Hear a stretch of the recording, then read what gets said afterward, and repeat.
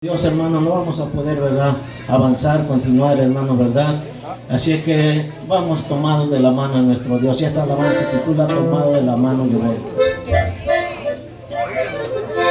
Vamos, muchachos.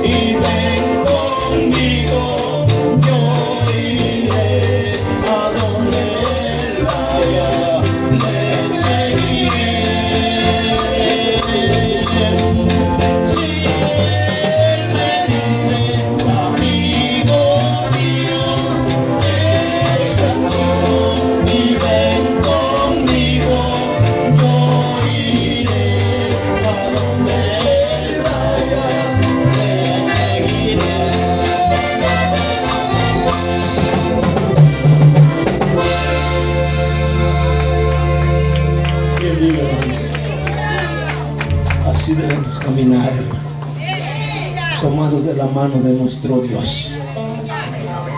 Él dice en San Juan 15:5: yo soy la vid, vosotros los pámpanos. El que en mí permanece y yo en él, este lleva muchos frutos, porque separados de mí nada podéis hacer. ¿Quién vive, hermanos? Así dejo el lugar a mi hermano Beto.